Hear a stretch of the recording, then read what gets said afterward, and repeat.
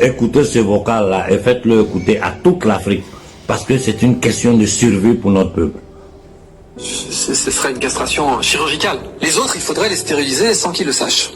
Pour atteindre les objectifs qu'il faut atteindre, c'est ça qu'il faudrait. Il faudrait une immunostérilisation de masse qui soit présentée comme autre chose. Il n'y a pas d'autre solution. Il faudrait une immunostérilisation de masse qui soit présentée comme autre chose. Si possible, en jouant sur les leviers de la bienveillance et de la solidarité. C'est pas quelque chose qu'il faudrait pas utiliser, mais ça devrait être présenté comme ça. Mais il faudrait surtout pas dire que c'est une stérilisation. Surtout pas. Et pour ne pas dire que c'est une stérilisation, il faudrait que ça fonctionne lentement. Il faudrait que ce soit une immunostérilisation qui prendra effet sur une demi-douzaine d'années. Minimum, vous voyez, pour que vraiment la fécondité baisse, qu'on ait des femmes qui n'aient plus leurs règles ou qui aient leurs règles complètement déstructurées, complètement déréglées. Et puis des hommes, pareil, qui soient de plus en plus stériles avec leurs testicules qui produisent de moins en moins de spermatozoïdes.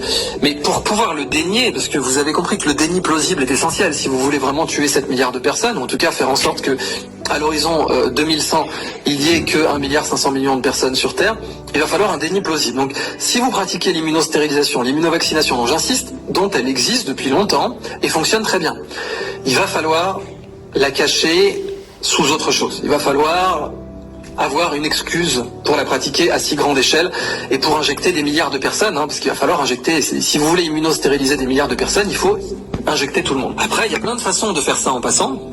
Il y a des méthodes marketing, il y a des méthodes politiques, et puis il y aurait des méthodes technologiques, qui seraient d'utiliser une immunostérilisation qui passerait par les muqueuses, qui serait inhalée, ou qui passerait par des moustiques. Ça a existé aussi. On a fait des stratégies d'immunostérilisation avec des puces sur les lapins. Donc on pourrait faire ça, propager des vecteurs. Bon. Voilà, sincèrement, tous les frères et sœurs africains, africaines, faut qu'on reste vigilants. Ils sont sur nos côtes.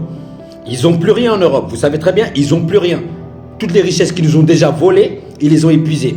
Et nous, nos richesses, on en a en patate encore. Faut qu'on reste vigilants. Partagez et republiez les frères et sœurs. Restons vigilants. Ils sont sur nos côtes, ces chapeaux pointus. Vous ne nous aurez pas, ne vous inquiétez pas. Vous avez un plan, mais il y a le plan d'Allah Azawajal. Ne vous inquiétez pas. Restons vigilants les frères et sœurs. Partagez et republiez. Faut qu'on reste sur nos pieds.